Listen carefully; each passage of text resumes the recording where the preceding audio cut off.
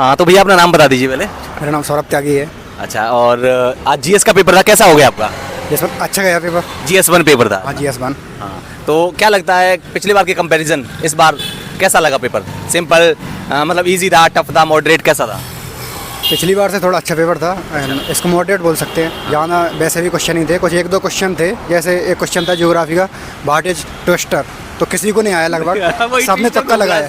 हाँ, सबके ट्विस्टर घूम रहा है तो सबने तुक्का ही लगाया उसमें। तो क्या लगता है क्या था ट्विस्टर? ट्विस्टर एक गल्फ ऑफ मैक्सिको में फेनोमेना है जो कोल्ड और वार्म स्टीम के मिलने से बनता है। लोकल स्टॉर्म जैसा है। मुझे तो आ गया था, पढ़ा था मैंने। अच्छा, तो क्या लगता है ऑप्शनल वालों की तरफ थोड़ा झुकाव था इसको लेकर के? हाँ, ऑप्शनल जैसे पेपर थे। ऑप्शनल वालों को ना? हाँ, ज्योग्राफी ऑप्शनल और हिस्ट्री में भी ऐसे एक दो क्वेश्चन आए थे जो। हाँ। तो उन लोगों को फायदा हुआ, मेनली ह्यूमैनिटी वालों को है? हाँ, ह्यूमैनिटी हिस्ट्री वालों को। हाँ। अच्छा, इसके अलावा और सवाल और इस लिस्टेड हो गया एक तो, और आउट ऑफ बॉक्स और भी थे या एक दो यही थे?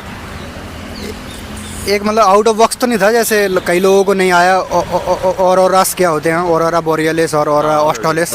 तो कई लोगों को नहीं आया समझ में किस कारण से होता है। जानते थे लोग क्या फेनोमेना होता है, किस कारण होता है वो नहीं पता था।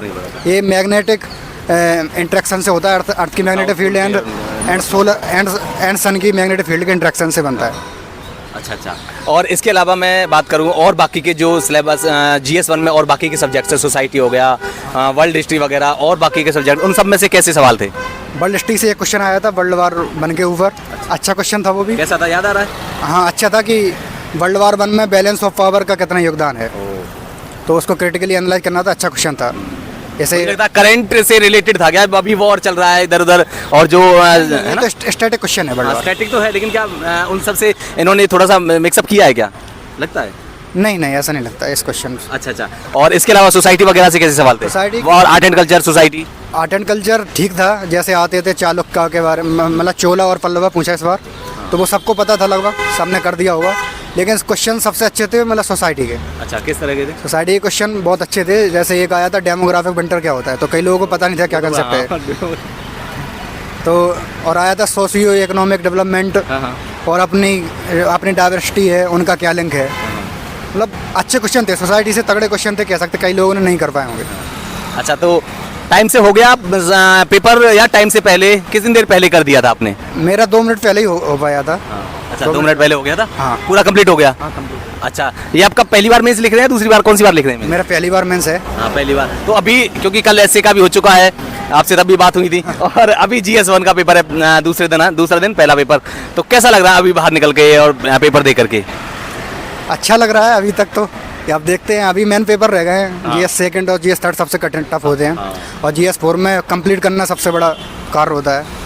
तो अभी ये देखते हैं, इनके बाद ही पता चलेगा क्या होता है। क्या लगता है कि समझ में आ रहा है कुछ यूपीएससी का माइंड इन दोनों पेपरों को देख करके कि इस तरह से खेल रही है यूपीएससी? हाँ, समझ में आ रहा है। अभी यूपीएससी टफ क्वेश्चन, मतलब एनालिटिकल क्वेश्चन ज़्यादा बना रही है।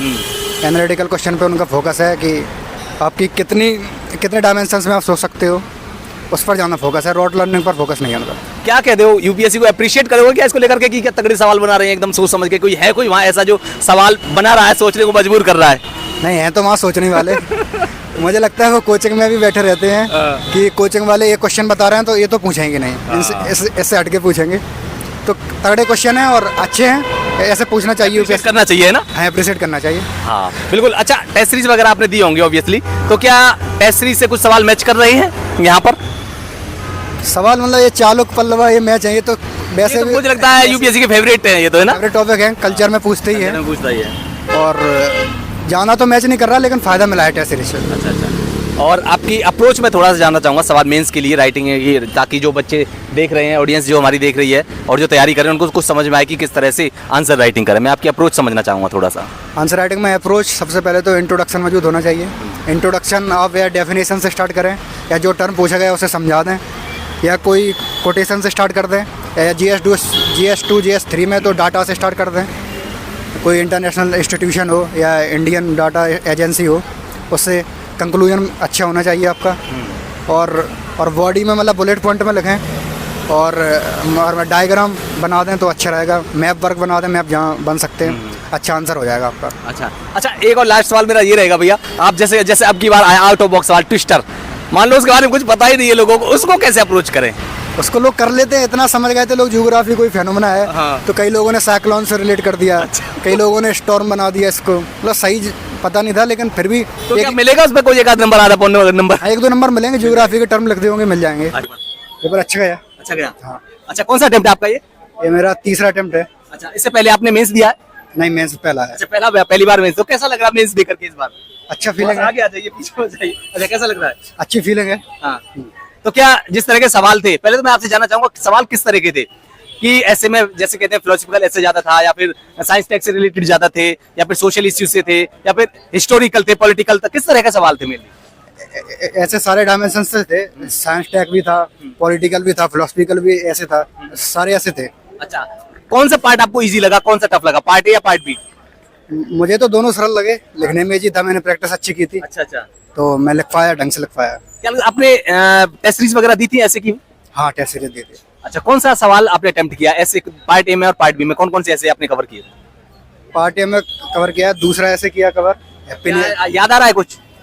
उसमें हैप्पीनेस से रिलेटेड लिखना था। अच्छा। और चौथे में था पावर करप्ट्स मैन, वो वाला था। अच्छा, मतलब तो दूसरे में जो टाइप फिलोसफिकल हो गया है। हाँ, दूसरे फिलोसफिकल। दोनों ही मुझे लग रहा है फिलोसफिकल हो गए। हाँ, एक तरीके से फिलोसफिकल हो है गया। ना? तो क्या लेकिन ऑप्शन सारे थे हमारे पास। अच्छा, क्या आपने एक्सपेक्ट किया था इससे पेपर देने आ रहे थे उस टाइम कि इस तरह के सवाल आ सकते हैं, या फिर अटेम्प्ट किए हो आपने टेस्ट सीरीज वगैरह में? हाँ, टेस्ट सीरीज में कर लिए थे अटेम्प्ट। इस प्रकार के एग्जैक्टली नहीं, लेकिन इस तरीके के कर लिए थे। लाइन पर? हाँ, इसी लाइन पर। कितनी टेस्ट सीरीज दी थी आपने ऐसे की, मतलब कितने अटेम्प्ट किए थे? ऐसे के लगभग मैंने 10 टेस्ट दिए हैं। 10 टेस्ट दिए थे। हाँ। अच्छा, तो क्या जो टेस्ट सीरीज में जहाँ भी आपने दिए हो वैसे सवाल थे, ऐसे में लगता था कि वैसे कुछ उससे रिलेटेड सवाल आए हैं? हाँ, उससे रिलेटेड थे।